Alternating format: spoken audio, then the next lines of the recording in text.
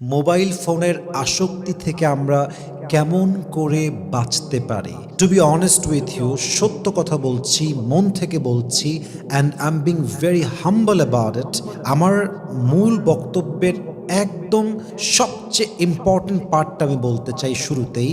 আজকালকার যুবকদের এবং মেয়েদের ৮০ ভাগ মেয়ে ৮০ ভাগ যুবক তাদের ক্যারিয়ার, ফিউচার, চরিত্র নষ্ট করার পেছনে সবচেয়ে বেশি স্মার্টফোন দায়ী, ঠিক কিনা বলেন?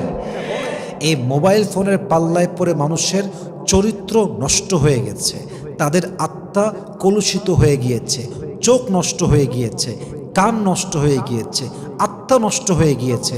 নামাজে মন নাই, কাজে মন নাই, জিকিরে মন নাই, তাহাজ্জুদে মন নাই, রাতের মধ্যে ঘুম নাই, ক্লাসে মন নাই।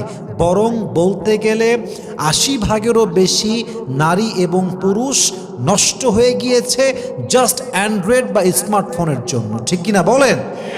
আমরা জানবো আজকে যে আজ থেকে আমরা মোবাইল ফোনকে কন্ট্রোল করব, মোবাইল ফোন আমাদেরকে কন্ট্রোল করতে পারবে না। কথা ঠিক আছে কিনা বলেন?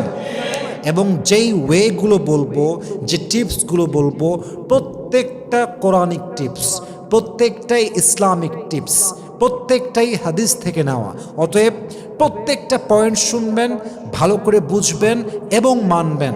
আপনাকে এই নেশার থেকে মুক্তি দান করবে একজন, বলেন সবাই, তিনি কে?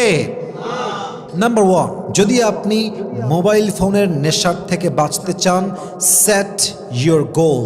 নিজের ভবিষ্যতে আপনি কি করতে চান, আপনার ফিউচার গোল কি, আপনার ডেস্টিনেশন কি, আপনার ফিউচার প্ল্যান কি, আপনি কোন বিষয়ে ক্যারিয়ারে প্রতিষ্ঠিত হতে চান, first of all you have to set your goal. তারাই মোবাইল ফোনের সময় নষ্ট করে যাদের কোনো কাজ নাই, তারাই সারাদিন রিলস আর টিকটক স্ক্রল করে যাদের ভবিষ্যতে কোনো প্ল্যান নাই। আমি মনে করি যার ভবিষ্যতের প্ল্যান খুবই স্ট্রং, সে কি হতে চায়, কি করতে চায় এবং তার ড্রিমের জন্য সে ডেডিকেটেড, সে পাগল, সে অস্থির, সে ক্রেজি, এমন মানুষ, এমন যুবক, এমন নারী কখনো মোবাইল ফোনে রিলস দেখে, টিকটক দেখে, চ্যাটিং করে তার টাইমটাকে নষ্টই করতে পারে না, ঠিক কিনা বলেন? Set your goal first. What you wanna be in your future, set your goal. কি হতে চাও, আগে মাইন্ডটা ক্লিয়ার করো যে আমি আমার জীবনে এটা হতে চাই, and I have to work for it.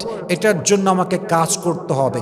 যখন তোমার লাইফে একটা গোল থাকবে, তোমার মাইন্ড তোমাকে ট্রিগার করবে যে তোর টাইমটা